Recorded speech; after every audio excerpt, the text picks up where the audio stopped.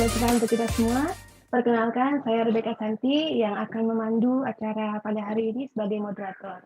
Pertama-tama saya ingin mengucapkan terima kasih, selamat datang juga kepada seluruh peserta Learning Series pada hari ini, yang baik dari seluruh Indonesia dan juga ada dari Malaysia ya, bahkan juga mungkin dari Australia juga. Saya ucapkan selamat datang, terima kasih banyak sudah bergabung dengan kami. Acara Cuaci Learning Session seri ke-8 kali ini adalah mengangkat tema Reimagining Indonesia 2021, The Year of Opportunity. Acara ini adalah kolaborasi dengan antara Cuaci dengan Australia Global Alumni. Cuaci Learning Session saat ini adalah sesi terakhir Cuaci Learning Session di tahun 2020. Sebelumnya sudah ada 7 learning session yang sudah dijalankan. Kemudian menurut agenda hari ini, kita akan menyimak paparan yang pastinya sangat inspiratif dan juga insightful dari Ibu Titin Swastiningsih Subari dan Dr. Tatang Mutakin. Baik, untuk memulai acara kita, saya persilakan Presiden Cuaci, Mas Heribertus Rinto Wibowo, untuk memberikan sambutan. Terima kasih banyak Mbak Beka selaku moderator. Assalamualaikum warahmatullahi wabarakatuh. Selamat pagi, salam sejahtera untuk kita semua. Terima kasih banyak Ibu dan Bapak serta rekan-rekan semua sudah datang di acara webinar ini. Pertama izinkan saya menyapa terlebih dahulu nih Dr. Tatang Mutakin, Pak Tatang, kemudian juga Ibu Titin Swastiningsih Subari, Bu Titin, dan Mbak Beka selaku moderator. Biasanya kita ngobrol lewat grup chat aja ya, sekarang nih ketemu langsung nih. Terima kasih banyak nih sudah bersedia menginspirasi nih hari ini. Dengan tema-tema yang menarik hari ini dari Pak Tatang, nanti akan membawakan tentang digital transformasi ya Bapak ya, untuk nanti kita menghadapi 2021. Kemudian Bu Titin tentang Society 5.0, untuk nanti berhubungan dengan industri makanan. Ini menarik sekali nanti bagaimana kita akan sesuai dengan topik kali ini, Imagining Indonesia di 2021 nanti gitu. Saya ingin menyapa juga nih Ibu dan Bapak, rekan-rekan semua yang sudah bergabung, baik dari Cuaci, dari Kertin University Alumni Chapter Indonesia, juga semua yang telah hadir, ada juga dari Malaysia, saya lihat dari Australia juga. Terima kasih sudah bergabung kembali di acara Cuaci Learning Session ini. Nah, ini kebetulan adalah tadi sudah Mbak Bika sampaikan juga bahwa ini adalah Cuaci Learning Session yang ke-8. Kita sudah mengadakan semenjak bulan Mei yang lalu. Dan ini kita rutin per bulan, nanti kita harapkan kita tetap dapat meneruskan untuk di tahun-tahun berikutnya, di tahun depan, dengan tema-tema yang lebih menarik. Nah, untuk Cuaci sendiri nih, mungkin untuk bagi yang belum kenal, jadi Cuaci ini adalah jejaring alumni dari Curtin University Alumni Indonesia, Curtin University dari Western Australia. Jadi kami sering sekali mengadakan kegiatan ini dengan beragam topik, mulai dari bulan pertama kali kami mengadakan tentang kesehatan, kemudian tentang waktu itu juga ada tentang perikanan, hubungan Indonesia-Australia, ekonomi, kemudian inovasi, kemudian tentang pendidikan, kemudian tentang urban planning, dan yang terakhir bulan lalu tentang energi. Nah, kali ini kita akan berbicara lebih lanjut tentang bagaimana pengaruh COVID-19 terhadap nanti digital transformasi, dan juga bagaimana kita sedikit membayangkan bagaimana nanti 2021 seperti apa sih nanti dari sudut pandang digital transformasi dan juga dari Society 5.0 dengan dua narasumber kita yang luar biasa hari ini. Nah, semoga dapat menginspirasi acara ini, banyak manfaat ilmu yang bisa diambil dari dua narasumber kita hari ini. Kami ucapkan terima kasih juga nih untuk tim teknis, Mbak Tiki. Saya serahkan kembali ke Mbak Beka. Ya, terima kasih banyak Mas Heri. Baik, sepertinya without further ado kita akan mulai dengan paparan yang pertama yang akan dibawakan oleh Ibu Titin. Oke, baiklah Ibu Titin Swastiningsih Subari saat ini menjabat sebagai Human and Community Development Planner, Regional Development Planning Agency Bapeda Pemalang di Central Java, Jawa Tengah. Kemudian beliau juga adalah seorang dosen di Postgraduate Program of Education di IAIN Pekalongan. Background education-nya adalah Doctor of Philosophy on Teacher Professional Development and Teacher Education di Curtin University tahun 2013. Kemudian Master of Education dan menamatkan S1-nya Bachelor of Education on Teacher Training and Education di University of 11 Maret, Surakarta, Indonesia tahun 90. Dan ada juga kontak dari Ibu Titin, kalau misalnya nanti Bapak Ibu Saudara hendak kontak lebih lanjut, silakan bisa menghubungi email di bawah ini. Kepada Ibu Titin, silakan Bu, the floor is yours. Ya, terima kasih Mbak Peka dan Ya. selamat pagi Bapak Ibu seluruhnya yang baik berada di Indonesia maupun di luar Indonesia. Alhamdulillah pada pagi hari ini bisa bertemu. Mohon maaf saya off-kan video karena kalau on-kan nanti ada gangguan sinyal. Menarik sekali bahwa sebenarnya background saya sejak kuliah itu di pendidikan. Tapi ketika pekerjaan memaksa saya untuk menjadi perencana pembangunan di bidang pembangunan manusia dan masyarakat, akhirnya saya juga akan menekuni beberapa kegiatan yang berhubungan dengan community development.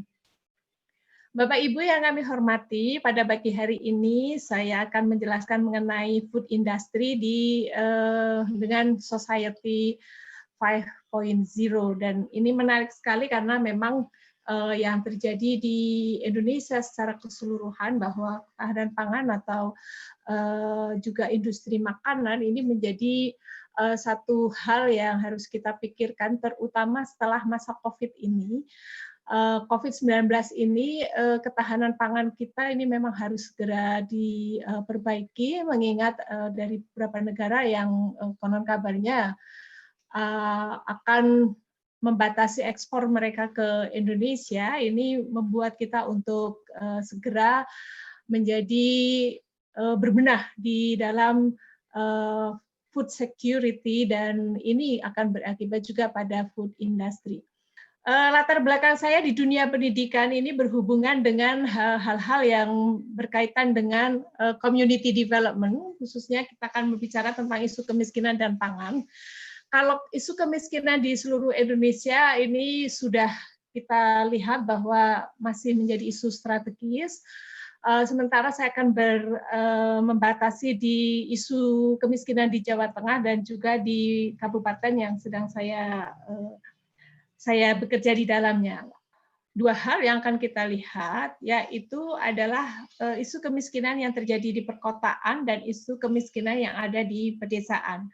Bahwa sampai Maret 2019 perkembangan tingkat kemiskinan berdasarkan wilayah pedesaan dan perkotaan Jawa Tengah tahun ini kita melihat ada di situ trennya bahwa masih berada di wilayah pedesaan. Dominasi isu kemiskinan ini sebenarnya masih banyak di pedesaan. Persentase penduduk miskin di wilayah pedesaan ini sebesar 12,48%, sedangkan di perkotaan sebesar 9,20%. Tetapi pada akhir-akhir ini kita melihat data dari BPS bahwa isu kemiskinan ini banyak juga terjadi di perkotaan, terutama kalau di Kabupaten Malang pribadi ini ada dua mengalami tingkat kemiskinan yang tinggi, merupakan daerah merah, kemudian ada juga di pedesaan juga masih termasuk tinggi. Tapi secara keseluruhan di Jawa Tengah bahwa dominasi kemiskinan masih berada di wilayah pedesaan. Kemudian dari isu-isu kemiskinan ini, garis kemiskinan ini, komoditi pembentuk garis kemiskinan ini justru ada di tiga komoditi, yaitu di komoditi makanan sebesar 73,38%, di mana ini ada beras, rokok kretek filter, dan daging sapi menjadi menjadi penyebab dari kemiskinan. Ini agak mengerikan juga kalau kita lihat di nilai tukar petani di beberapa daerah, bahwa konsumsi rokok kretek filter ini juga menjadi penyebab kemiskinan di beberapa daerah. Kemudian ada komoditi non makanan di sini yang menjadi pembentuk garis kemiskinan ini, ada perumahan, kemudian biaya listrik dan bensin, juga di daerah desa ini ada konsumsi perumahan, bensin, dan listrik. Ini tiga hal yang secara berkontribusi, secara kontributif menyumbang garis kemiskinan di beberapa kota. Kalau saya berbicara sini di Jawa Tengah. Begini, kemarin hasil kajian kami mengenai tingkat kemiskinan di Jawa Tengah yang masih tinggi, ini menurut data BPS tahun 2019, ini ada 49,41% rumah tangga miskin adalah petani.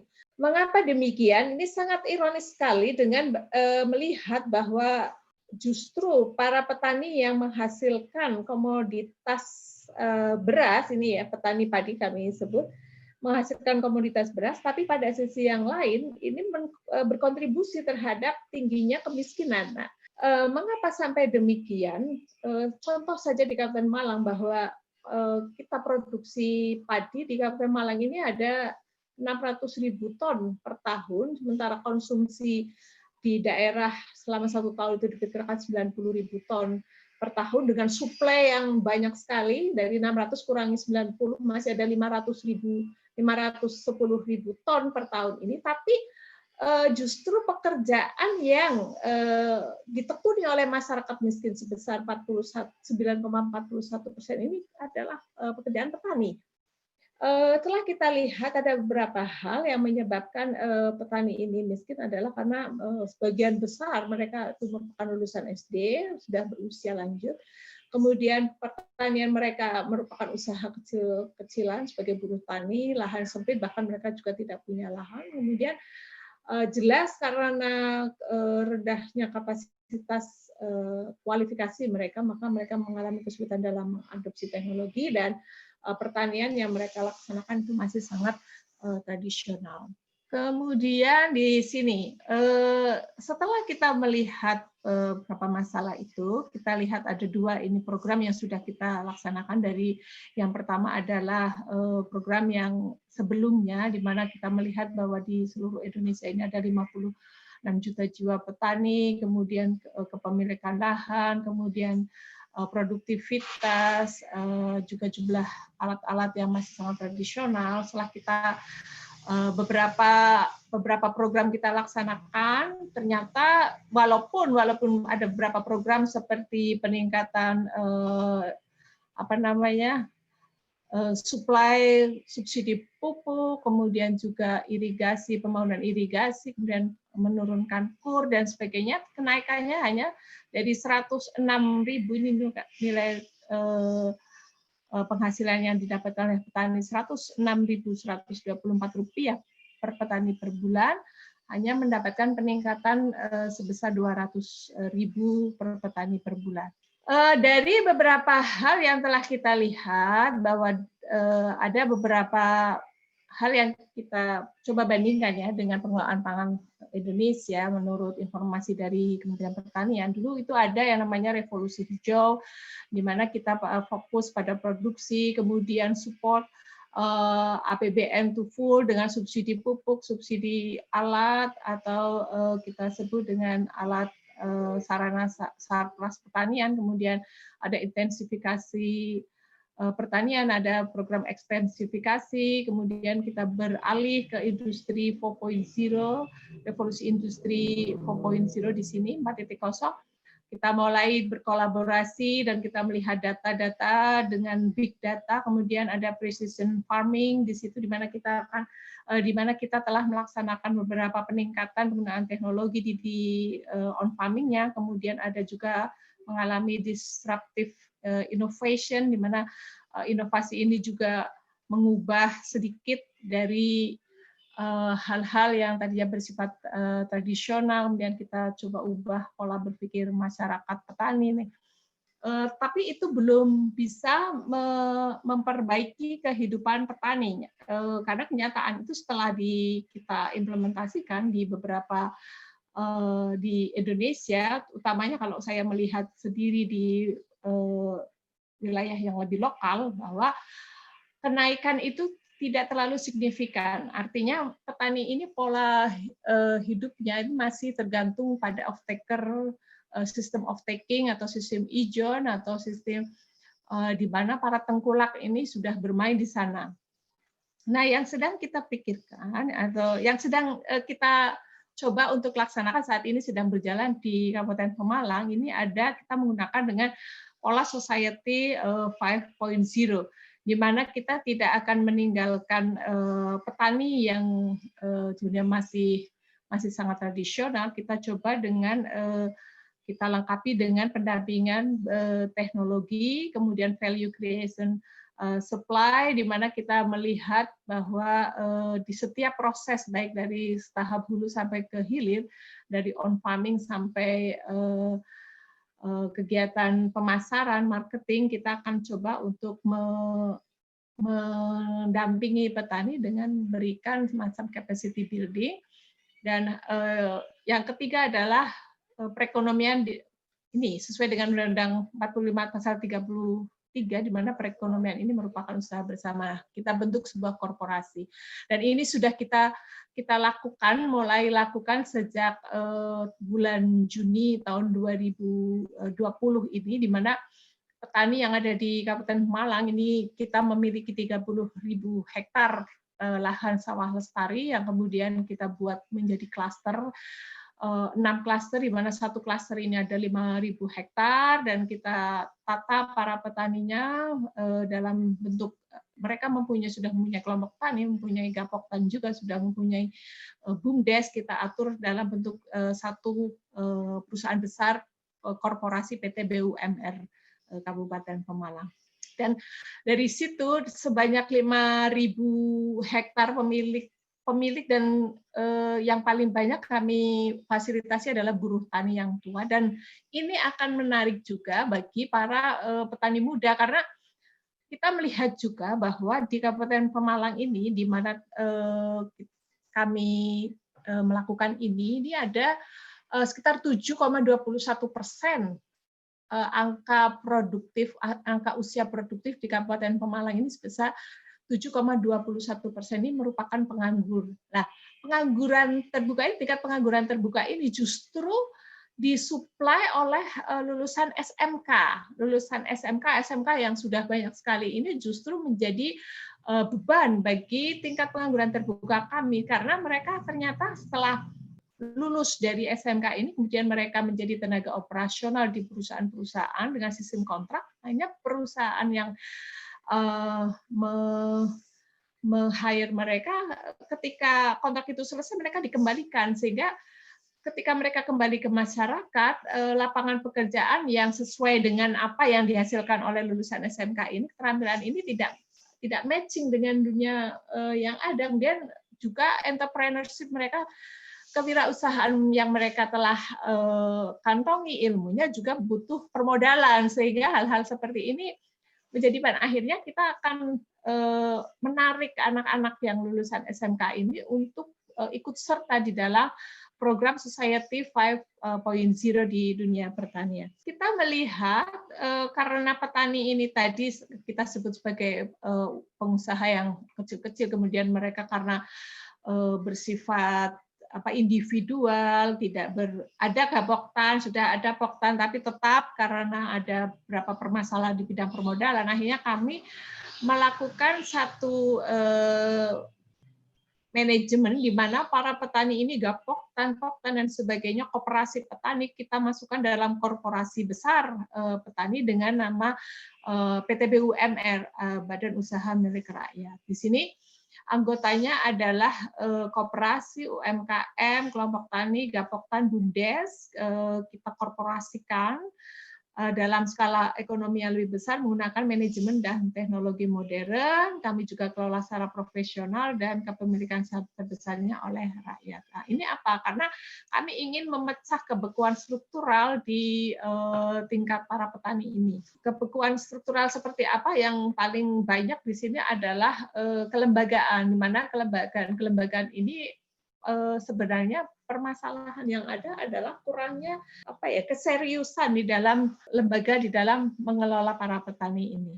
Model bisnis di BUMR Pangan ini, kami ada memiliki kegiatan di on-farm, kemudian off-farm, kemudian ada korporasi. Di sini sebenarnya kita tidak mengesampingkan seperti BUMN, seperti Bulog dan sebagainya. Hanya di sini yang tadinya misalnya suplai pupuk gratis dari pemerintah, suplai penyemprot hama, infeksi, kita juga suplai dan sebagainya. Kami di sini sekarang tidak seperti itu. Jadi suplai dana APBN ini kita jadikan modal di dalam pelaksanaan ini, sehingga petani di sini di kegiatan yang ada di BUMR ini bukan sebagai penerima hibah, tetapi sebagai petani profesional yang memang mendapatkan modal yang harus dikembalikan. Nah, kebetulan di Kabupaten Pemalang ini modalnya bukan juga dari APBN, tapi modal yang kami ambil adalah modal dari investasi dari negara Saudi Arabia, di mana negara Saudi Arabia melalui PT Investasinya menginvestasikan on-farm dan off-farm di Kabupaten Malang ini sebesar 1,3 triliun. Ini uang yang sangat besar, sehingga kami juga di dalam proses bisnis model ini juga ditangani oleh para profesional. Jadi Pemda di sini hanya sebagai secara kelembagaan memberikan legal legal system, menyediakan opportunity kepada para investor ini dan para tenaga yang memiliki profesional di dalam bidangnya untuk melaksanakan kegiatan tersebut. Jadi program-program hibah dari pemerintah dan sebagainya sudah kami minimalisir karena ini kita melaksanakan secara profesional dengan melibatkan pihak swasta yang berpihak kepada masyarakat, dan memang betul-betul hasil dari program Society 5.0 ini, para petani dikelompokkan juga menjadi mini cluster. Mereka mempunyai waktu tanam padi yang berbeda, sehingga tidak ada panen raya, jadi setiap 3 bulan sekali panennya ini akan bergiliran, dan masing-masing petani ini kita berikan pelatihan atau menggunakan IoT ini yang muda-muda ini mendampingi para petani yang sudah sepuh-sepuh ini ada. Tapi kebanyakan kita juga menggunakan tenaga-tenaga ahli dari PT BUMR pusat yang ada di Jakarta, dan juga bekerja sama dengan perguruan tinggi. Ini yang paling penting. Kami menggunakan quadruple helix juga. Di sini ada keterlibatan universitas-universitas seperti Universitas Indonesia, Universitas Diponegoro, kemudian Universitas Jenderal Sudirman, dan beberapa universitas swasta yang ada sekitar 15 perguruan tinggi yang bergabung di sini. Jadi akademisi ini juga akan membantu di dalam proses tadi dari hulu ke hilir, baik on farm-nya, off farm-nya, kemudian juga di side off taker-nya, juga di investornya. Nah, ini juga value supply chain, kita juga menggunakan peningkatan nilai di rantai pasok. Ini ada kita dari hulu, kita edukasi para petani, kemudian kita tawarkan pinjaman dan sebagainya. Pinjaman ini bersifat menggunakan ada mekanisme, ada perhitungan formulasi tertentu, sehingga tidak seperti di bank-bank yang ada maksudnya kredit KUR dan sebagainya. Kita tidak menggunakan pola seperti itu. Jadi ada perjanjian khusus antara investor dengan perhitungan khusus bagaimana petani bisa mampu dari tahun pertama, tahun kedua, tahun ketiga, sehingga jumlah ini tidak menjadi beban bagi para petani.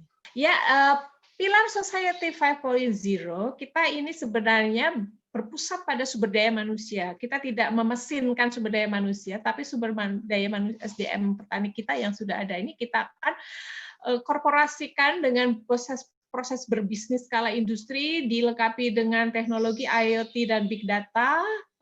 Saya tadi sampaikan bersama dengan perguruan tinggi besar di Indonesia. Kemudian ada broadband network dan super applications, ini juga sudah ada, dan kita juga menggunakan business intelligence, artificial intelligence, dan juga teknologi di cloud computing ini menjadi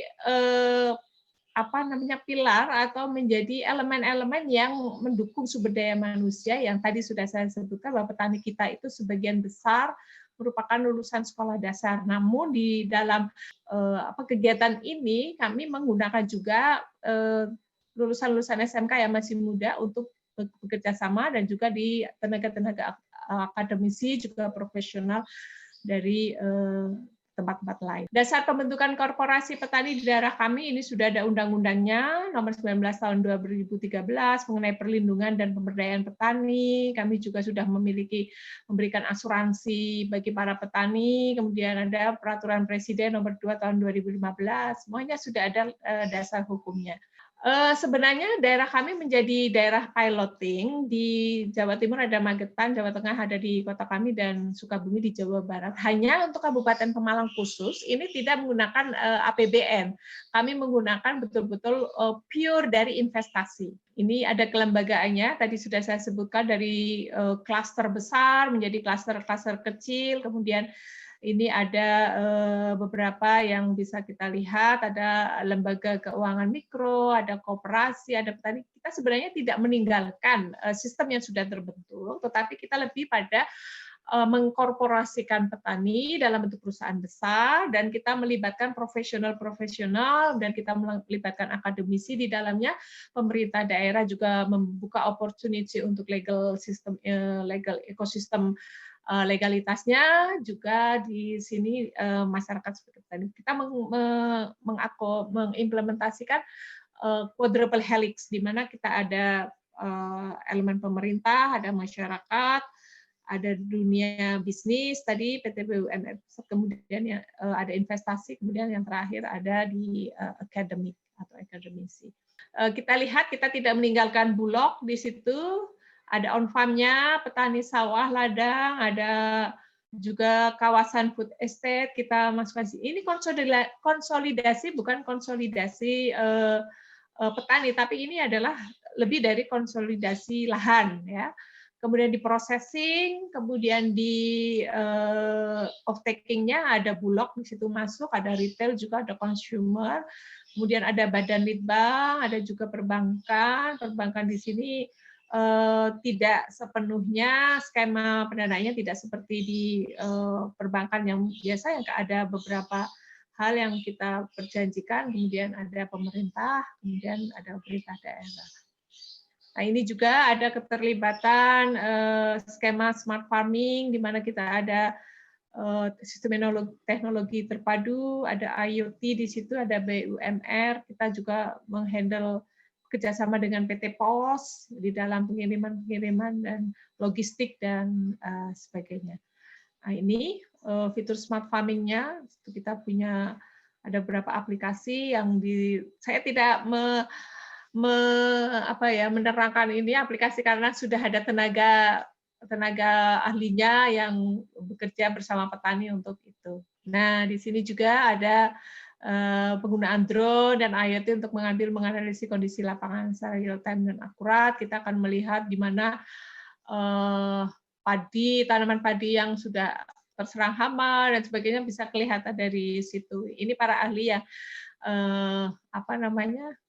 profesional sudah ada di bidangnya. Nah, di Kabupaten Malang ini sudah terbangun PT BUMR dengan perusahaan pabrikasi seperti pabrik untuk mengolah padi yang sangat modern di investasi dari Saudi Arabia. Nah, diharapkan ketika ini nanti padi ini sudah menjadi beras, sudah di-packing dengan bagus. Nah, ini sebenarnya yang untuk kebutuhan lokal sudah, dan sisanya yang tadi saya sebutkan, setiap tahun kami memiliki overproduksi 600.000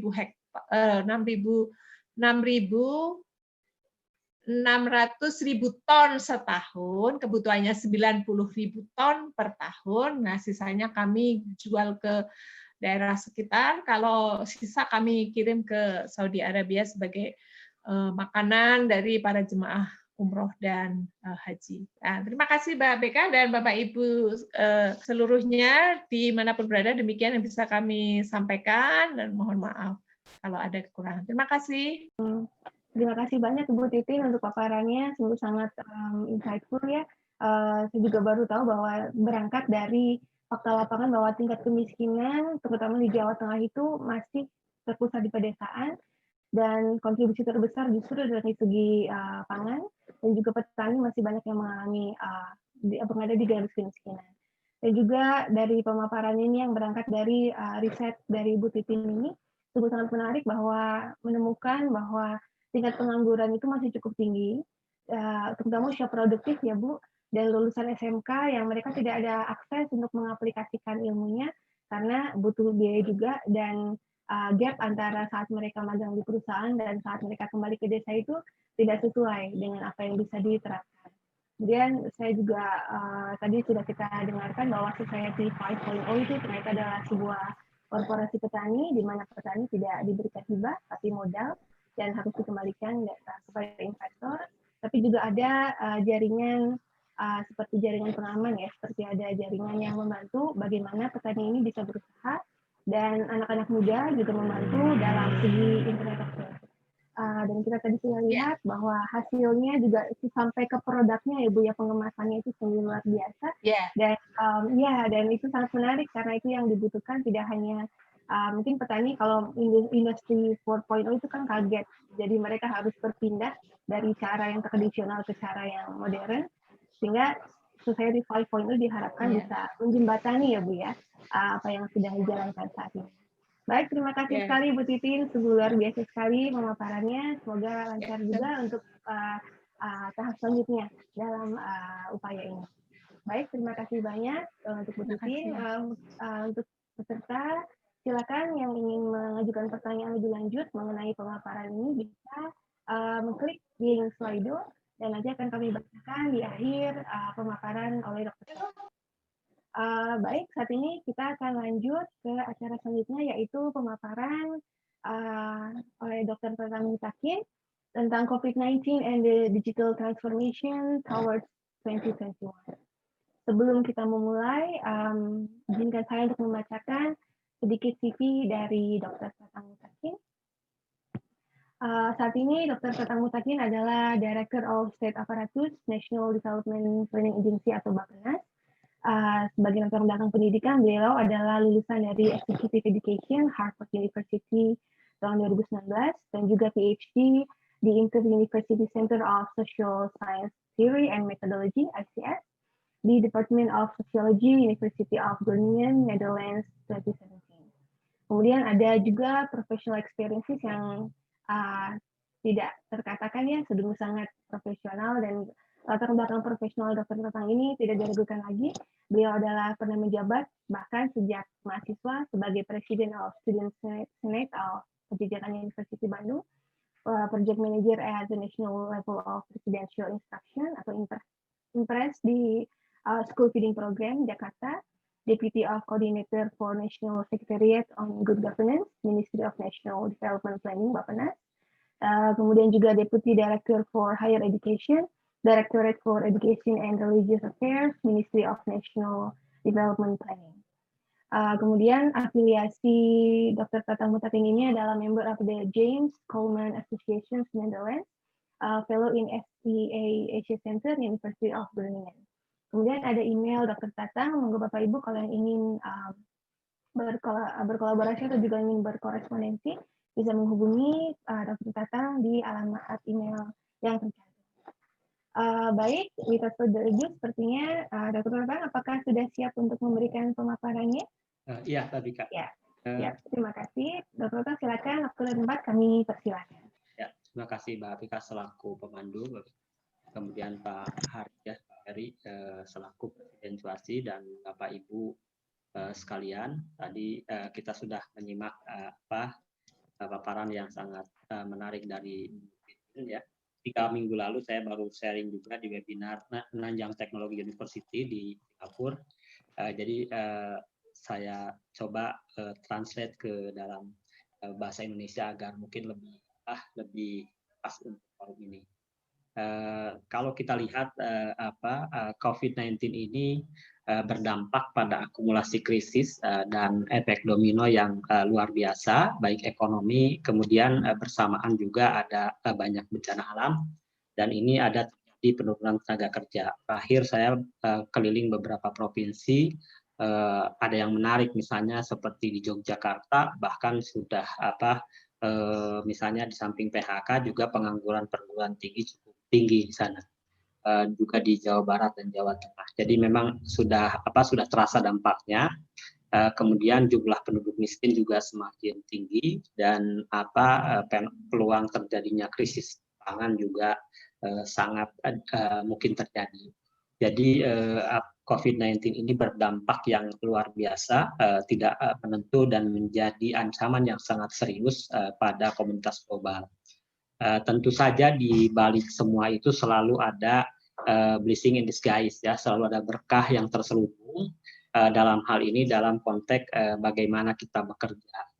Karena adanya COVID-19 ini merubah konfigurasi organisasi, bagaimana kita bekerja dari rumah dan sudah mulai dibolehkan, kemudian organisasi juga dituntut lebih gesit dan lebih ramping sehingga lebih murah dan lebih efisien.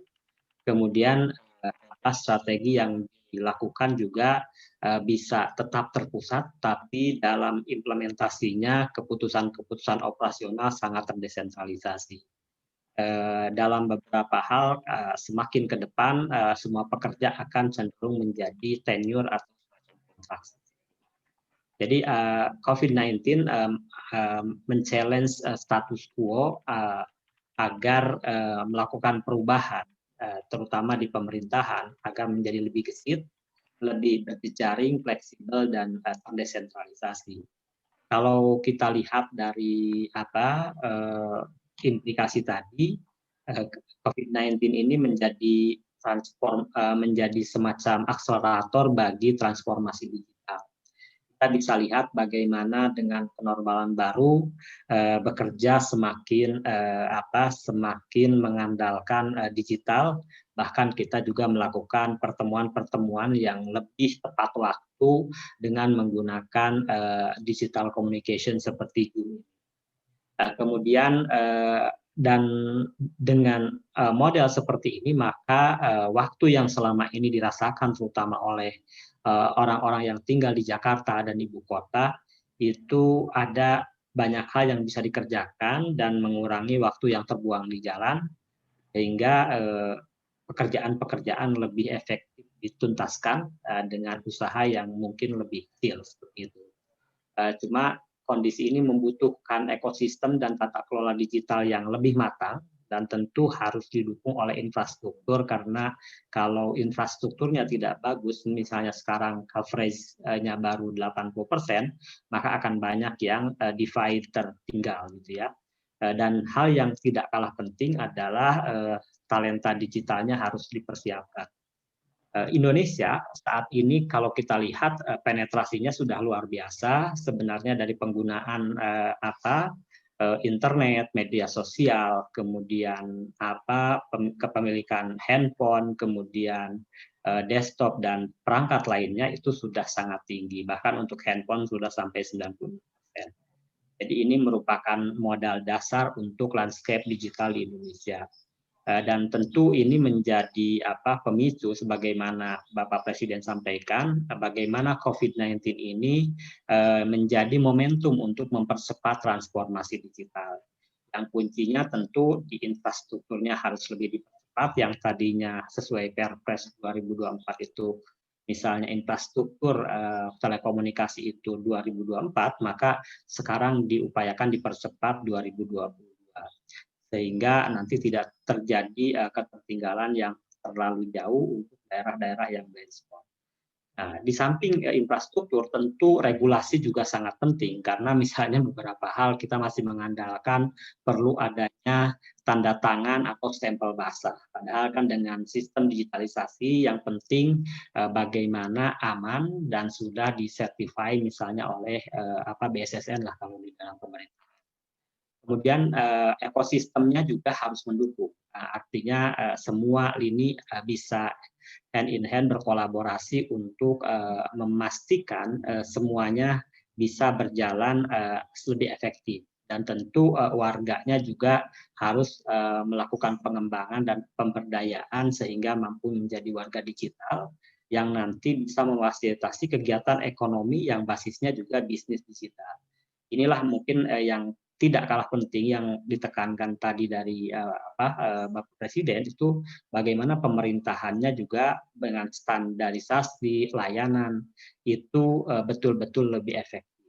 Bayangkan misalnya dengan mall pelayanan publik yang ada, orang bisa langsung submit lewat online dan kita ketika ada kekurangan bisa ada respon, kemudian dalam waktu tertentu kita mengambil hasil perizinannya atau lainnya, atau bisa dikirim lewat kurir. Ini tentu akan mengefisienkan waktu bagi para pencari izin dan kebutuhan-kebutuhan lain, sehingga easy doing business-nya akan lebih baik.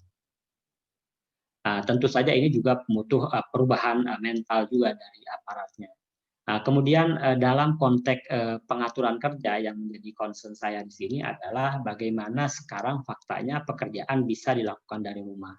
Kemudian pekerjaan juga dilakukan lebih fleksibel, tapi dengan pengawasan yang lebih kelihatan. Jadi jejak digital aktivitas kita, produktivitas karyawan akan sangat terlihat jika sistemnya sudah sangat baik. Nah, pelajaran terkait situasi ini bisa memperbaiki masa depan. Apalagi Bapak Presiden punya target misalnya di tahun 2024 Indonesia akan memiliki ibu kota baru di Kalimantan Timur. Tentu ibu kota baru itu harus ibu kota yang memang by design menjadi smart government yang menunjukkan kelasnya sebagai pemerintahan yang lebih efisien, lebih efektif, dan lebih lincah. Nah, kemudian mungkin hal-hal yang menjadi catatan penting di sini, kita harus menyadari bahwa sistem kerja yang kaku menjadi tidak efektif di situasi pandemi. Karena apa? Karena fleksibilitas, kemudian kelincahan, agilitas menjadi sangat penting. Kemudian variabel infrastruktur ini sangat penting tadi seperti saya sampaikan di muka, dan kemampuan dari pimpinan. Jadi tidak hanya good staff yang mau bekerja, tapi juga bagaimana kemampuan leadership juga melakukan empowerment terhadap seluruh pegawai yang dan ini nanti dipayungi dalam sistem manajemen kerja dan pemantauan serta kontrol yang harus lebih baik. Kalau pemantauan dan kontrolnya tidak lebih baik, maka akan seperti yang dikeluhkan oleh Bapak Presiden bahwa work from home misalnya itu cenderung menjadi seperti cuti. Ini karena pengawasan tidak kuat, infrastruktur tidak bagus, skill juga tidak memadai.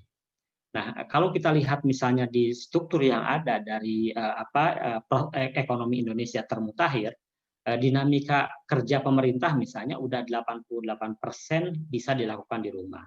Kemudian semakin tinggi pendidikan juga semakin dimungkinkan bekerja di rumah. Makanya kalau kita melihat, saya pernah menulis tentang Eropa misalnya, mereka bisa bekerja para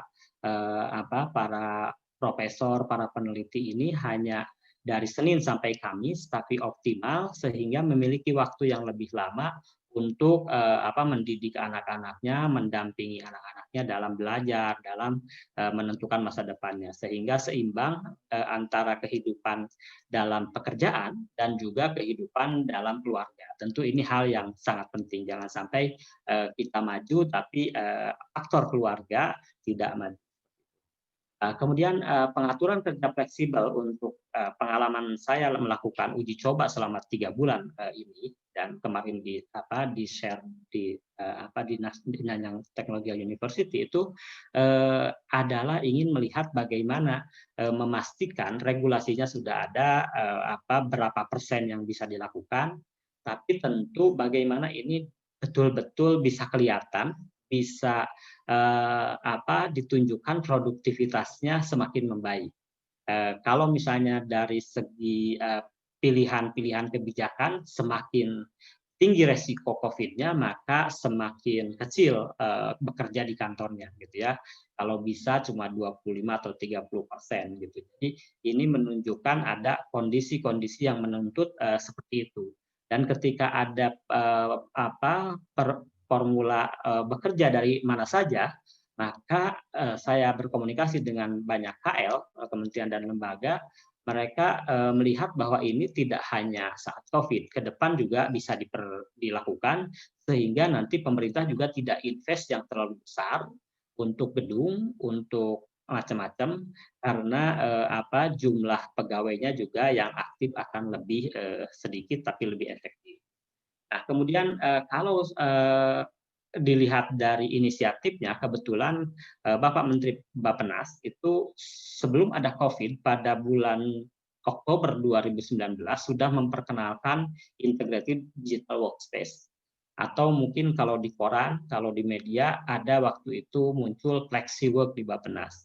Nah, memang waktu itu dipraktekkan, cuma banyaknya untuk anak-anak muda yang biasa bekerja lebih kreatif, lebih imajinatif kalau di ruang yang lebih terbuka gitu, dan di mana saja, bisa di kafe, bisa di rumah, bisa sambil pergi ketika melakukan kunjungan dan lain-lain. Nah, cuma memang ini hal yang prinsip dasar yang harus ditekankan adalah pembagian kerja yang harus jelas, timeline-nya harus terukur, dan basisnya harus trust-based, kepercayaan. Kalau itu bisa dilakukan, maka fleksibilitas kerja akan tercapai sehingga kita akan lebih merasa nyaman bekerja. Kemudian kapasitas juga akan berkembang karena ada waktu-waktu, katakanlah di Jakarta ini rata-rata pegawai tidak mampu beli rumah di Jakarta sehingga transportasinya lebih dari 1,5 jam. Kalau 1,5 jam kali 2 itu 3 jam terbuang, dan tentu dengan kondisi peluh dan lelah, maka pengembangan kapasitas menjadi terbatas. Nah, dengan posisi ini pengembangan kapasitas di Bappenas menjadi lebih baik karena ada kesempatan knowledge sharing dan lain-lain yang lebih luas. Kemudian dalam konteks produktivitas juga bisa dilihat dalam produktivitas tim, kemudian kelembagaan, dan semuanya tercatat sebagaimana catatan-catatan bagaimana transaksi digital ibu bapak misalnya lewat online shopping dan lain-lain gitu. Jadi pekerjaan juga bisa tercatat seperti itu. Kami menggunakan sistem working group yang berjenjang dengan output pekerjaan dari mulai tertinggi sampai terendah, dan dari menteri sampai staf, dari anggota tim gitu ya. Jadi menteri ke deputi, kemudian direktur, langsung ke tim leader, dan didistribusi pada anggota tim sehingga nanti output tiap level akan kelihatan. Dan ini bisa memastikan juga tiap hari di dashboardnya menteri, di dashboardnya deputi, di dashboardnya direktur, bagaimana ke atas dan ke bawah serta ke samping bekerja. Dengan posisi yang seperti itu, dashboard tersebut akan menjadi menjadi semacam benchmark bagaimana kita harus bekerja. Inilah yang dicoba dilakukan sejak bulan Oktober 2019.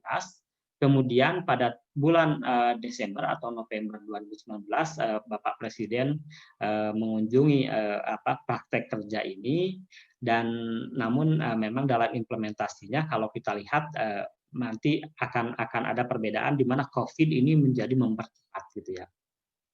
Kalau dilihat dari mekanisme kerjanya di Bappenas ini, FlexiWork ini ada produk antara dan ada produk akhir. Kalau produk antara itu adalah setiap aktivitas yang dilakukan oleh pegawai itu sebagai produk antara. Adapun produk akhir, ketika itu menjadi ketetapan, katakanlah jadi undang-undang, jadi perpres, jadi PP, atau jadi activity, itu menjadi produk akhir.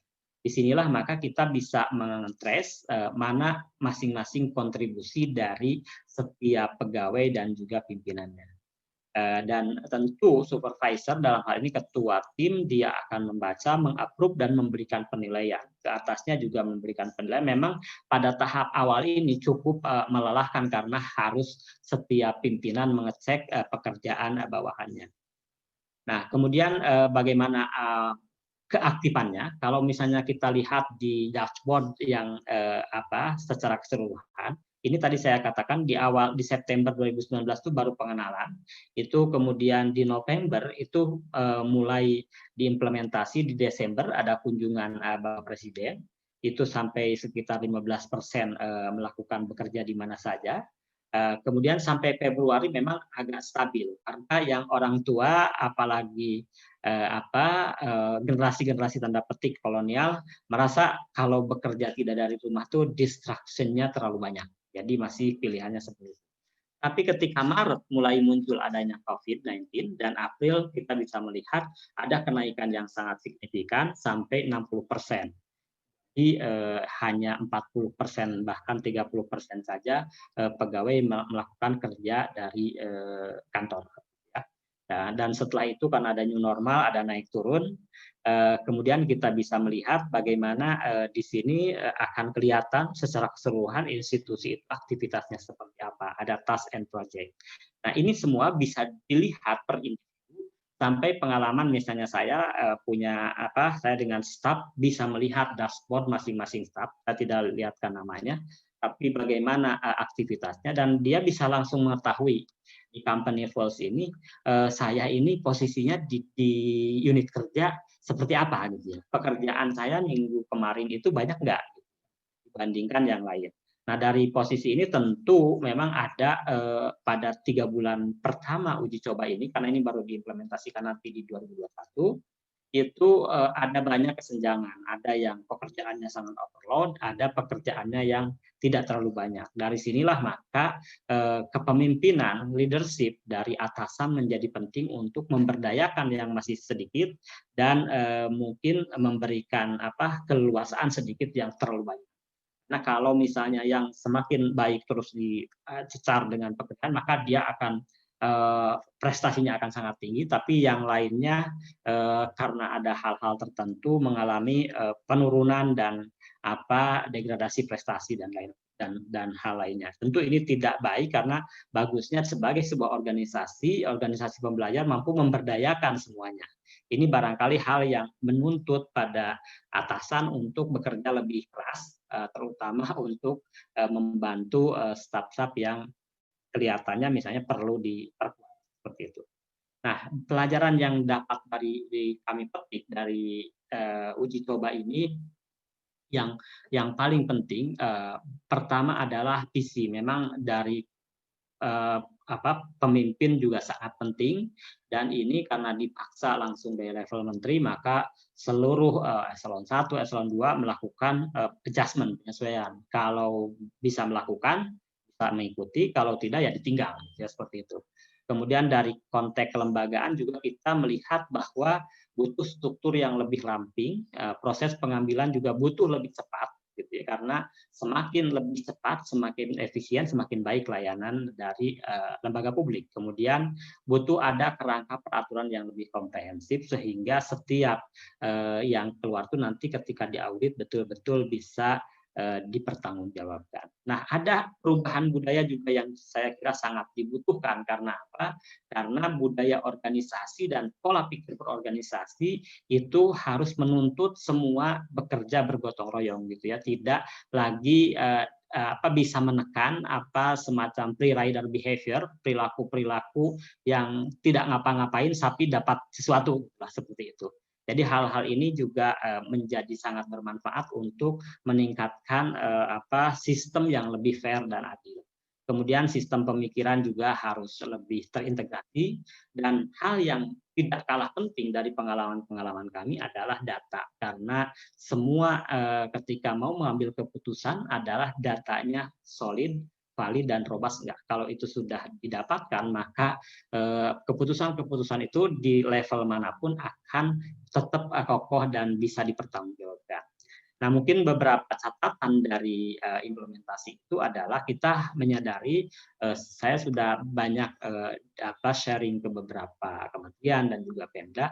Memang hal yang penting adalah infrastruktur. Infrastruktur dalam arti bagaimana akses internetnya, bagaimana akses dan keamanannya, sehingga semuanya bisa betul-betul memiliki frekuensi yang sama. Kemudian sumber daya ini juga penting karena apa? Karena teknologi adalah teknologi banyak alat dan instrumen, tapi yang memberdayakan memakainya tetap adalah manusia. Kemudian pengembangan kapasitas ini penting karena saya nggak tahu mungkin di private sector sudah lebih maju, tapi di public sector ini peningkatan kapasitas penting dan tidak kalah penting juga melakukan kooperasi karena sekarang tidak lagi pemerintah bisa bekerja sendiri. GDP setiap negara yang sudah semakin terintegrasi banyak ditentukan oleh market sehingga kooperasi menjadi penting. Kemudian bagaimana juga kita memastikan untuk mampu menjembatani kesenjangan digital karena ada daerah-daerah katakanlah Jakarta yang hampir semuanya sudah coverage-nya sudah sangat baik, tapi ada daerah-daerah kepulauan yang blind spot-nya sangat banyak. Tentu kalau ini tidak dijembatani, tidak semakin dipercepat melakukan afirmasi daerah-daerah seperti itu, akan terjadi digital divide dan tentu pada akhirnya adalah social divide juga. Barangkali itu mungkin apa yang bisa saya share, mudah-mudahan bermanfaat. Nanti untuk lebih lengkapnya saya juga sudah ada laporannya, ada di link yang sudah saya sampaikan. Terima kasih Mbak Beka, mohon maaf jika ada kekurangan. Assalamualaikum warahmatullahi wabarakatuh dan salam sehat selalu untuk semua. Ya, terima kasih banyak Pak Tatang Mutakin untuk pemaparannya. Ya, Bapak Ibu silakan, sudah diberikan link di chat room. Kalau ada yang ingin membaca secara lebih detail untuk paparan hari ini bisa dibaca. Dan terima kasih Pak Tatang, sungguh luar biasa pemaparan hari ini, bahwa ada blessing in disguise during pandemic ya Pak. Yang ini mengubah konfigurasi organisasi menjadi lebih gesit, berjejaring, fleksibel, dan juga terdesentralisasi. Sebetulnya kita sudah punya modal ya Pak ya, ada modal digital sudah 90% dari populasi. Hanya perlu peningkatan di bidang infrastruktur, peraturan, juga ekosistem. Luar biasa, Bappenas ini sudah menginisiasi Integrated Digital Workspace, bahkan sebelum COVID-19, untuk menjembatani tuntutan kerja produktif dan terbatasnya akses dan juga resource untuk mencapai itu. Dan semoga untuk ke depan, seperti sudah Pak Tatang sebutkan tadi, kita perlu meningkatkan kapasitas co-creation antara pemerintah dan juga stakeholder lain, supaya tidak ada digital divide yang nanti akan berpotensi menyebabkan social divide. Semoga ini tidak potensi terjadinya semakin kecil ya Bapak Ibu untuk ke depan. Baik, sekali lagi terima kasih banyak Pak Tatang untuk pemaparannya yang sudah sangat menginspirasi. Dan untuk di Slido sudah ada beberapa pertanyaan yang diajukan baik untuk Bu Titin dan juga Pak Tatang. Pertama saya akan membacakan pertanyaan untuk Bu Titin. Ya, ada beberapa pertanyaan untuk Bu Titin di sini. Yang pertama adalah dari Ibu Ana Susanti Yusman. Tadi dijelaskan bahwa ada kaitan kemiskinan dengan petani dan lulusan SMK. Apakah SMK itu sebaiknya jurusan pertanian, jadi kemiskinan bisa solve? Itu pertanyaan pertama, Bu Titin. Yang pertama. Kemudian yang kedua, ada pertanyaan dari Ibu Eva Yunita Agustina. Untuk Ibu Titin, strategi apa yang dilakukan untuk memperkenalkan teknologi lapangan tersebut hingga ke pelosok desa di seluruh Indonesia? Ya, demikian Bu, ada 2 pertanyaan untuk Ibu. Ya, terima kasih Mbak Beka. Dari pertanyaan ada 2, yaitu mengenai apakah lulusan SMK ini kita juruskan semua ke pertanian. Gini, sebenarnya tidak demikian untuk solusi yang paling tepat. Hanya kita akan melihat tentunya kurikulum yang akan kita terapkan di SMK yang berada di wilayah kita itu tergantung dari kebutuhan dunia usaha dan dunia industri. Nah, ini kesalahan yang sangat fatal di dalam pendidikan SMK ini adalah hal-hal seperti itu belum dirumuskan atau diperhatikan mungkin oleh Kementerian Pusat ketika kita melihat bahwa jurusan-jurusan yang ada dibuka di SMK-SMK di daerah ini sangat cenderung untuk mendorong para lulusan SMK ini untuk berlari ke luar kota besar. Nah, ini menjadi satu perhatian bahwa kebutuhan-kebutuhan sebenarnya yang ada di daerah-daerah yang terpencil, seperti di desa-desa di daerah-daerah yang belum banyak terdapat industri-industri yang besar, kita sebaiknya membuat kurikulum atau membuka jurusan itu ya sesuai dengan misalnya pertanian atau perbengkelan dan sebagainya. Nah, ini yang harus kita perhatikan ke situ. Bukan berarti harus dibuatkan jurusan pertanian semua, tetapi dibukalah jurusan-jurusan yang tidak justru mendorong para lulusan SMK ini untuk berlari ke luar kota atau ke kota-kota besar. Ini menjadi masalah besar jika terjadi satu urbanisasi, dan yang kedua ketika kecurangan dari dunia industri itu ketika mereka mengadakan kontrak setahun, 2 tahun, kemudian setelah ada lulusan baru kontrak 1, 2 ini security-nya mereka tidak terjamin, sehingga ketika mereka selesai kontrak mereka dikembalikan ke desa, akhirnya di desa seperti itu lagi. Nah, ini yang menjadi masalah. Kemudian yang kedua, teknologi-teknologi apa yang bisa dikenalkan di desa-desa. Kalau di masalah teknologi ini seperti IoT ini, menurut saya itu kita perlu menggandeng akademisi-akademisi yang ada di sekitar dari daerah atau desa-desa yang seperti itu. Kita menggandeng mereka untuk ikut serta melalui beberapa program-program seperti ada kuliah kerjanya atau ada pengabdian kepada masyarakat. Ini cara yang paling efektif untuk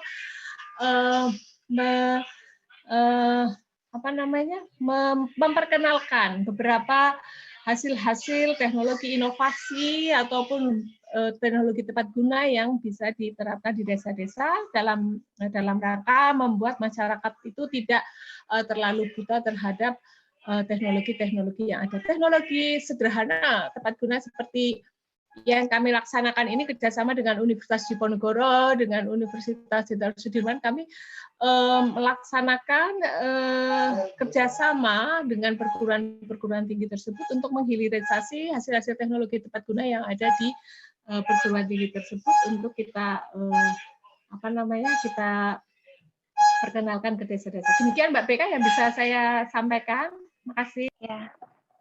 Oke, ya, terima kasih Ibu Titin untuk responnya. Silakan untuk Ibu Eva Yunita dan Ibu Ana Susanti, apakah sudah cukup jelas? Kalau misalnya ingin ada yang ditanyakan lagi, silakan untuk menulis lagi di Slido. Baik, terima kasih Bu Titin. Kemudian saya akan lanjut ke pertanyaan untuk Pak Tatang. Yang pertama, untuk Pak Tatang, apakah kita memang menerapkan digitalisasi? Mengapa KTP nasional tidak berlaku untuk seluruh Indonesia? Itu pertanyaan pertama. Kemudian pertanyaan yang kedua, dengan adanya pola kerja WFH tentunya disusun standar SOP baru, khususnya proses administrasi seperti yang Bapak sebutkan tadi, di mana tanda tangan masih harus bentuknya tanda tangan. Pertanyaannya, apakah ada payung hukum yang memperbolehkan tanda tangan menggunakan scan atau mungkin melalui QR code bisa diterapkan sehingga proses administrasi bisa dilakukan? Itu yang pertanyaan kedua. Kemudian ada lagi pertanyaan, dari Bu Titin, sebagian besar pekerjaan yang dilaporkan telah dilakukan oleh ASN yang bekerja dari rumah baru bisa dilaksanakan secara ideal pada level tertentu. Untuk pekerjaan yang levelnya teknis belum bisa dilaksanakan secara WFA. Lalu pekerjaan yang dilaporkan juga masih berorientasi pada output. Pertanyaannya, apakah ada instrumen yang bisa digunakan untuk menilai pada level outcome? Ya. Sementara ini Pak, pertanyaan yang terkumpul di Slido. Ya. Silakan Pak Tatang. Ya, terima kasih Mbak Beka ya. Ya. Ini banyak teman-teman waktu di Victoria Park ya Pak. Generasi saya mungkin generasi Bu Titin, ada Bu Devi kalau nggak salah, saya dulu dengan suaminya sering juga ke taman bareng gitu. Ada Bu Irina dan lain-lain. Ini luar biasa saya bisa bersilaturahmi terkait transformasi digital ini. Secara peraturan perundangan sudah ada Perpres dalam rencana pembangunan jangka menengah nasional di 2020-2024, di mana ada bab khusus di sana pengarus utamaan transformasi digital. Makanya ada Perpres lanjutan sistem pemerintahan berbasis elektronik dan satu data Indonesia. Nah, memang betul muncul nanti pertanyaan kita urusan KTP aja masih belum selesai lah seperti itu ya. Ini memang tantangan bagi kita. Saya juga kadang bertanya-tanya. Kebetulan saya pernah belajar dulu bareng sama teman-teman dari ADAR. ADAR itu adalah semacam lembaga swasta tapi bekerja sama dengan pemerintah yang melakukan iris mata penduduk kemudian biometrik di India itu dalam 5 tahun mereka sudah bisa mengumpulkan 1,3 miliar penduduk, sehingga distribusi bantuan sosial safety net misalnya, JPS dan lain-lain, itu yang asalnya sampai 70%, 60-70% itu salah sasaran, semakin tertekan, semakin ditekan miss target. Jadi itu luar biasa, sangat membantu dengan jumlah 1,3 miliar, luar biasa. Di Indonesia yang hanya barangkali 267 juta tentu akan lebih bisa ya. Jadi ini saya kira akan sangat mungkin yang paling penting masalah governance. Jadi kalau ini karena terkait nanti layanan dasar. Jadi karena sebagian besar layanan dasar dengan sistem desentralisasi adalah area dari Pemda di provinsi dan kabupaten kota, maka kalau KTP itu berlaku secara keseluruhan, itu agak menyulitkan dalam konteks layanan tadi. Misalnya ketika DKI memberikan layanan pendidikan, dia bisa memastikan warganya. Ya, memang ini agak sedikit menjadi terkotak-kotak, tapi itulah memang sistem administrasi yang menuntut harus bisa memastikan apa yang disebut dengan dalam politik adalah voter. Jadi yang memilih warga itulah yang mendapat haknya, gitu kan, seperti itu. Padahal dalam batas tertentu kan yang namanya warga banyak di perbatasan juga, misalnya antara yang di DKI dia mendapatkan fasilitas lebih baik karena resource-nya banyak, sedangkan di Tangerang dia tetanggaan, semua ke garis sama sungai atau bahkan cuma beberapa rumah, tapi dia tidak bisa sekolah ke DKI atau tidak bisa mendapatkan layanan puskesmas di DKI. Ini mungkin hal-hal semacam ini memang administrasi tetap penting, tapi mungkin bagaimana untuk donasinya diatur juga ada fleksibilitas yang saya kemarin diminta bahas juga tentang draft rancangan undang-undang pendidikan Pemprov DKI. Misalnya saya bilang harus ada yang untuk perbatasan itu minimal ya kalau consider interval itu 2,5% ke kiri dan ke kanan, artinya ada peluang mereka bolehlah masuk, tapi tidak boleh banyak gitu ya, jadi dibatasi karena tadi prinsip dasar layanan konstituen dan sistem politik menuntut administrasi masih tetap menjadi menjadi rujukan, artinya tidak bisa saya tinggal di Depok otomatis bisa mendapatkan layanan kesehatan di Jakarta tanpa ada keterangan-keterangan lain. Ya, jadi ini mungkin hal yang menarik karena tadi ada pembagian urusan dalam pemerintahan dalam layanan dasar ternyata itu ada di kabupaten, kota, dan provinsi. Nah, kemudian terkait bagaimana tanda tangan gitu dan lain-lain, sebenarnya di saya misalnya sebagian besar surat kalau persuratan segala macam sudah pakai tanda tangan digital ya. Jadi QR code-nya disiapkan oleh sekretaris, kemudian saya tinggal memastikan bahwa saya ini betul gitu yang menandatangan. Nanti itu diverifikasi dengan sistem namanya di sini sistem Penter dari BSSN, Badan Cyber Nasional gitu ya. Jadi ini sudah berjalan. Cuma memang masih ada juga dalam hal misalnya anggaran, pengelolaan anggaran atau penandatanganan terkait keuangan, itu sepertinya masih ada beberapa yang membutuhkan tadi disampaikan Mbak Beka dari pertanyaan itu tanda tangan basah gitu ya. Jadi saya melihatnya mungkin ini masih regulasinya masih ada regulasi yang seperti itu, jadi belum sepenuhnya bisa semuanya digital gitu. Tapi saya yakin pelan-pelan semakin meyakinkan bahwa yang digital ini lebih aman. Saya yakin tadi termasuk dalam masalah anggaran, masalah keuangan juga dimungkinkan untuk dengan QR code atau dengan sistem tanda tangan elektronik. Nah, kemudian untuk yang selanjutnya terkait WFO dan WFH, memang ketika regulasi memungkinkan WFH, ini tidak serta-merta semuanya bisa WFH. Karena apa?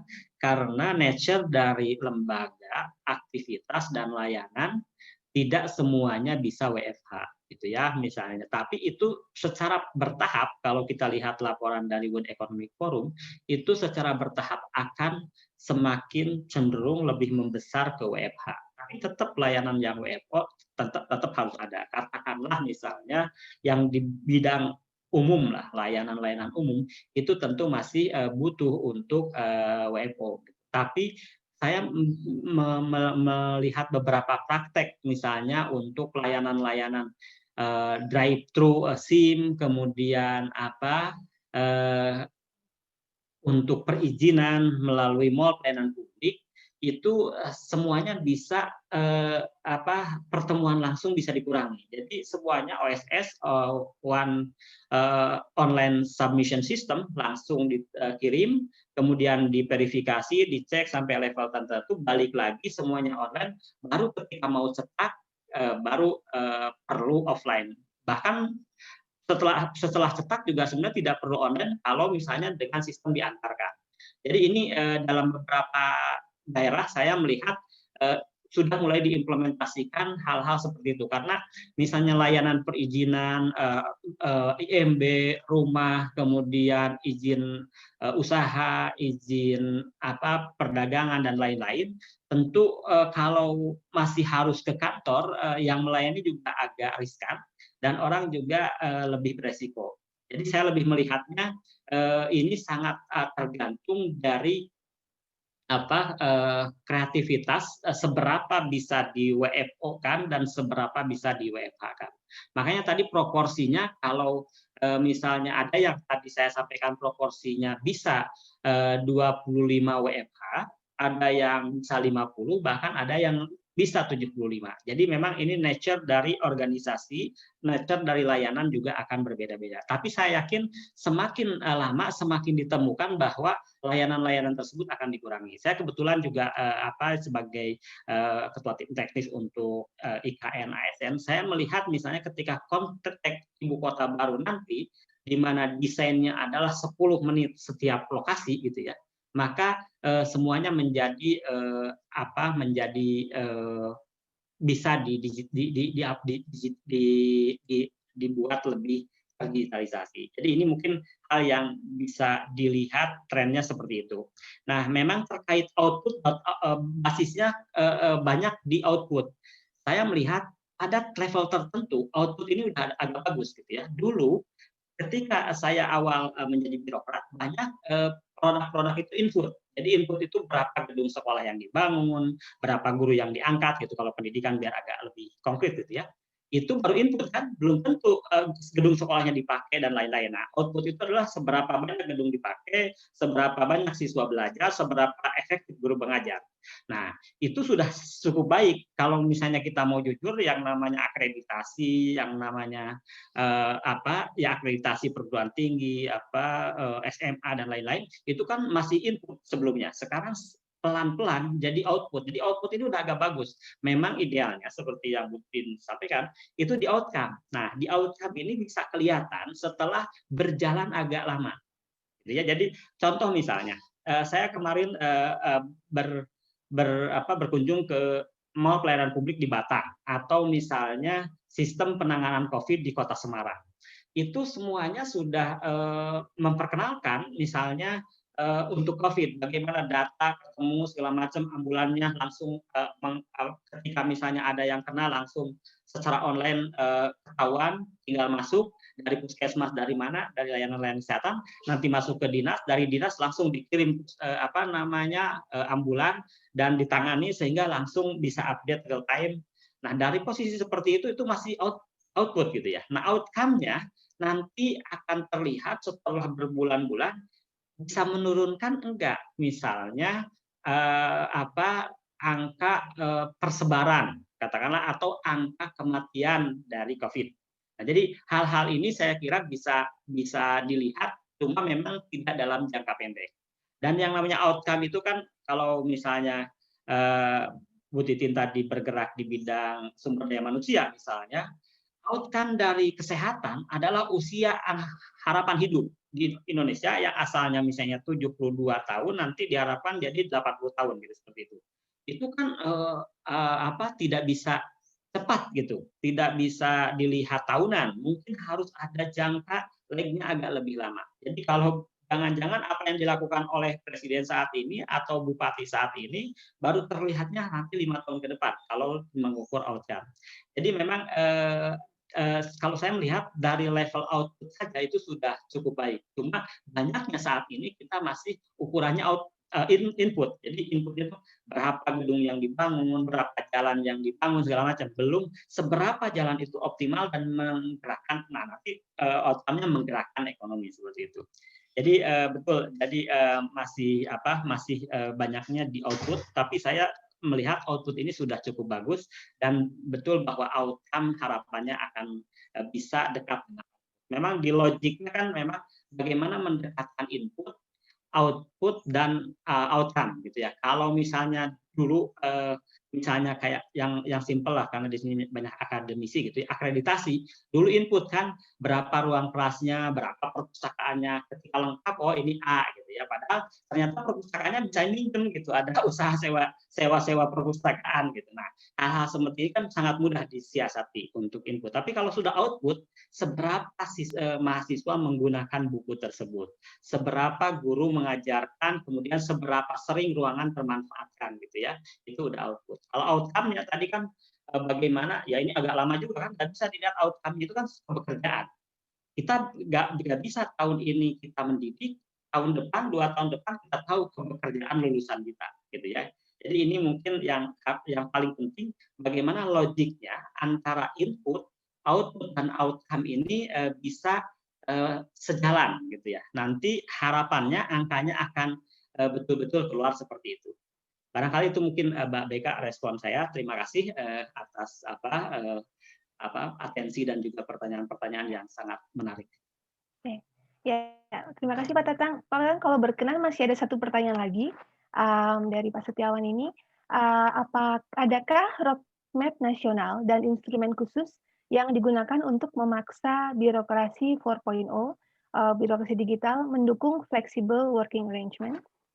Kemudian setelah Pak Tatang menjawab, nanti Bu Titin juga masih ada 2 pertanyaan, Bu. Semoga berkenan untuk menjawab. Silakan Pak Tatang. Ya mungkin karena flexible working arrangement ini baru ya, memang secara roadmap saya kira belum sampai ada roadmap-nya ya. Tapi kalau kita membaca tadi Perpres tentang rencana pembangunan jangka menengah sampai tahun 2024 itu sudah kelihatan bahwa ada transformasi digital yang tidak hanya mengatur birokrasi, tapi bagaimana birokrasi nanti layanan pemerintah ketemu dengan layanan swasta dan ketemu dengan layanan-layanan lain, sehingga seperti yang terjadi misalnya di negara maju, katakanlah di Korea, itu semua transaksi itu kan ringan. Jadi nanti dosen itu tidak perlu lagi mikir-mikir untuk buat-buat kwitansi segala macam, kalau perlu tinggal di scan gitu ya. Kalau misalnya di Cina itu tinggal pakai WeChat, kita mau pakai sepeda di jalan, mau beli gorengan, bahkan mau melaporkan penyerapan itu dengan sangat mudah dan sangat simpel. Sehingga dengan sistem yang seperti itu, saya membayangkan nanti para peneliti, para dosen mengurangi tuntutan-tuntutan administratif, ya. Jadi menyiapkan kwitansi, menyiapkan hal-hal yang tetek bengek yang menurut saya menurunkan IQ dari para peneliti dan para dosen sendiri. Jadi saya secara roadmap, secara regulasi belum ada, tapi kita punya rujukan tadi Perpres tentang RPJM transformasi digital. Terima kasih Mbak. Ya, terima kasih banyak Pak Tatang. Kemudian 2 pertanyaan untuk Ibu Titin. Yang pertama adalah apa yang dilakukan untuk memperkuat ekosistem kelembagaan dan IT petani agar dapat mengakses market dan melakukan pembelajaran tingkat komunitas secara efektif. Kemudian yang kedua, bagaimana prospek urban farming berbasis Society 5.0 di Indonesia, khususnya di kota-kota besar. Terima kasih. Ya, demikian Ibu Titin. Silakan.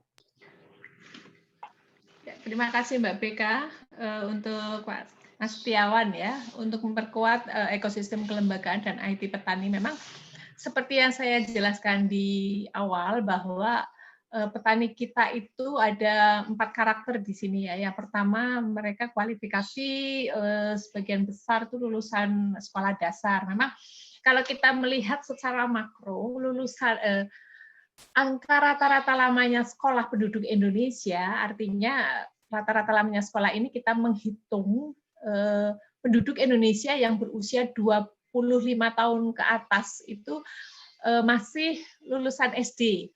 Nah, ini memang menjadi kendala. Kemudian yang kedua, usaha pertanian di Indonesia ini sebagian besar adalah petani-petani kecil atau saya sebut dengan usaha kecil karena kepemilikan lahan itu sudah seperti malah sebagian tidak punya lahan, masih menjadi petani penggarap atau petani gurem.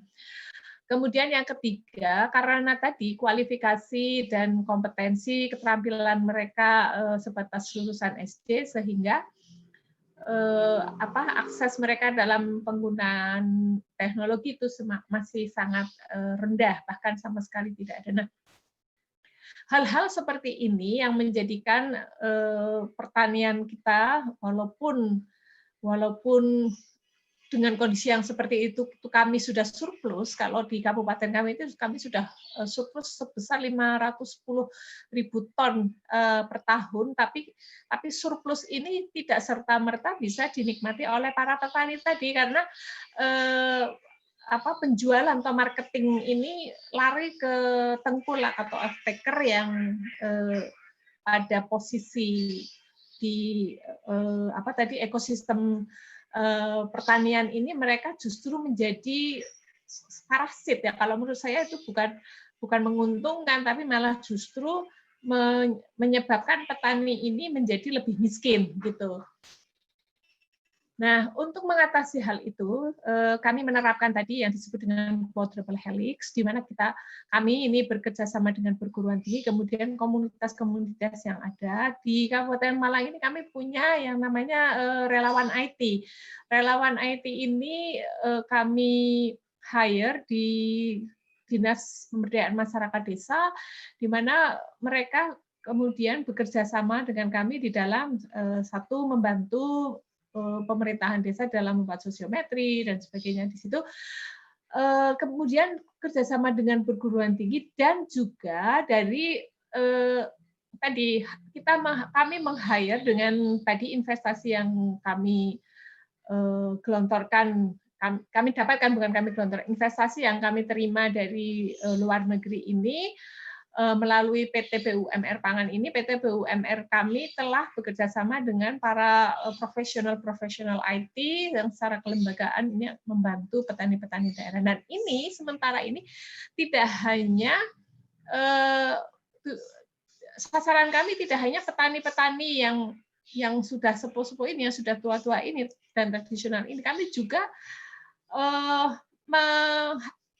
menarik minat para petani muda yang anak-anaknya para petani ini untuk bekerja di situ. Nah, ini petani-petani muda ini justru yang kami rekrut, sekaligus mereka juga mengerjakan, sekaligus mereka juga memberikan pendampingan kepada para petani yang sudah tua itu. Nah, di sini kami melihat ada simbiosis mutualisme dan juga ada kolaborasi yang sangat bagus, ada aksi-aksi konvergensi yang dilaksanakan oleh pemerintah daerah. Jadi pemerintah daerah di sini menyadari sekali, kami sebagai ASN di daerah menyadari sekali keterbatasan baik itu ilmu maupun SDM yang kami miliki, sehingga tugas dari Pemda ini hanya memberikan semacam fasilitasi pada legal ekosistemnya. Jadi kita ciptakan ekosistem hukum yang bisa mengakomodir kegiatan-kegiatan yang seperti itu.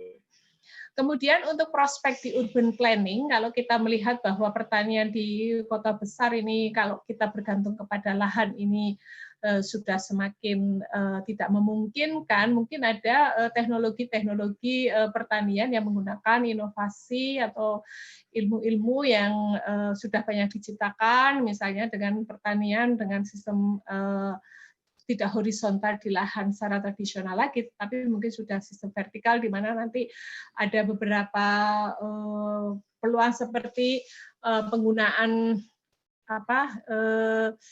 media-media pengganti tanah yang sudah tidak ada sehingga bisa dilaksanakan. Tapi kalau menurut saya untuk sistem pertanian di kota besar ini karena sudah desa-desa ini sudah menjadi desa-desa di sekitar itu sudah menjadi hinterland, artinya sebagai pemasok bahan makanan, maka jika tidak diperlukan, tidak bisa dikembangkan urban farming di kota-kota besar karena keterbatasan lahan, kemudian para pelaku pertanian ini juga sudah tidak atau jarang tertarik untuk melakukan pertanian walaupun ini sudah sistem vertikal dengan media pertanian yang sudah berubah, mungkin lebih baik menerima suplai yang berasal dari desa-desa di sekitarnya. Ini akan sangat menarik.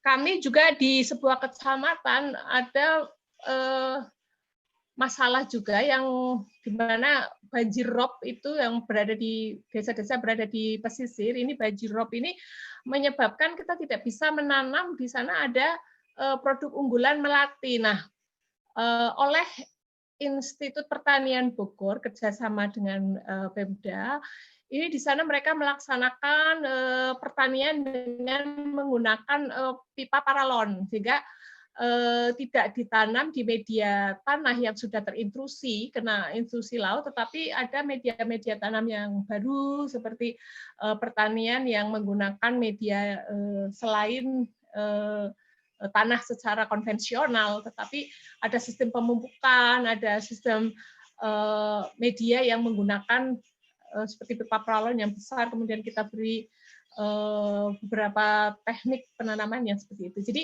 kerjasama dengan perguruan tinggi ini, kolaborasi kami dengan perguruan tinggi di mana kami mendapatkan transfer of knowledge dan juga menjadi transfer inovasi-inovasi yang dihasilkan di perguruan tinggi dari perguruan tinggi ini akan sangat membantu kami di lapangan, ya.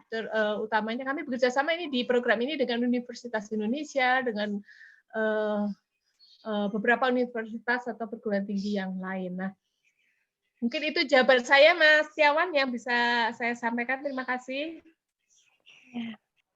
Oke, terima kasih banyak Ibu Titin. Terima kasih kepada seluruh pembicara hari ini. Bapak Ibu, mari kita berikan aplaus. Terima kasih banyak untuk pemaparan yang sangat luar biasa.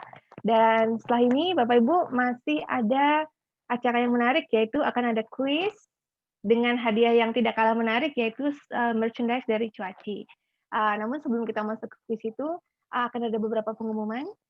Ini Bapak Ibu untuk silakan mengisi list of attendees dan survei, sudah ada diberikan di chat room. Kemudian akan diberikan 2 minggu setelah acara ini berlangsung. Dan kalau Bapak Ibu ada yang tadi belum sempat menonton atau terpotong, atau bisa juga di-share nanti ke teman, karena video ini akan di-upload di YouTube, di Cuaci YouTube channel. Kemudian akan ada, ada Cuaci merchandise ya. Semakin menarik karena tidak hanya batik, tapi ada juga pin, ada masker, dan juga nilam, parfum nilam. Untuk detailnya dan juga harganya silahkan Bapak Ibu mengklik di website tadi. Kemudian kalau ada pertanyaan mengenai kalau Bapak Ibu ada yang tertarik untuk kuliah di Kertun University, silahkan bisa mengkontak Ibu Patricia Kelly di alamat berikut ini.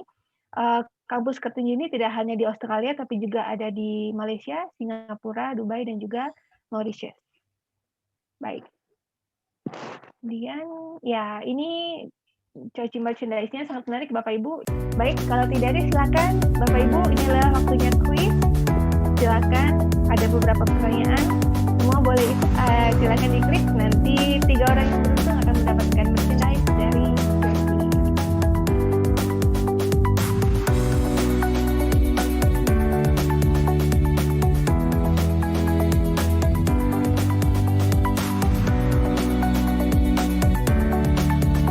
Ini dia 3 pemenangnya. Yeay. Tepuk tangan untuk kita semua. Luar biasa. Urutan pertama Mbak Beka, silakan dibaca. Oke,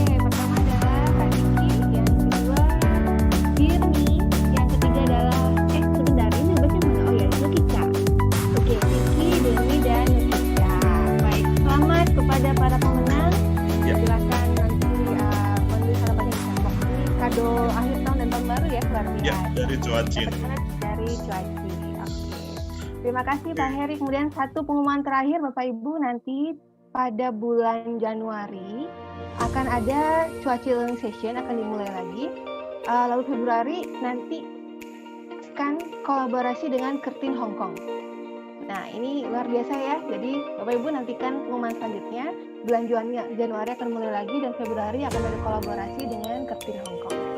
Baik, ada medsos juga. Bapak Ibu silakan join, silakan follow untuk mengikuti berita-berita yang terbaru. Baik, untuk mengakhiri acara ini, mari kita akan foto bersama. Silakan Bapak Ibu diaktifkan dulu videonya. Ya, kita akan berfoto. Terima kasih banyak Bapak Ibu sekali lagi yang sudah berpartisipasi di acara ini. Saya lihat tadi ada yang sedang di perjalanan ya, ada yang sedang di mobil, ada yang juga di rumah. Sehat-sehat Bapak Ibu, sampai akhir tahun ini kita akan kembali lagi bertemu di Cuaci Learning Session di tahun depan. Selamat berakhir pekan, selamat menikmati liburan juga. Sehat-sehat selalu, sampai jumpa lagi di Cuaci Learning Session. Sekali lagi kita berikan tepuk tangan untuk Pak Tatang dan juga Bu Titin yang sudah mengisi seminar yang luar biasa. Ya, sehat-sehat semua. Terima kasih.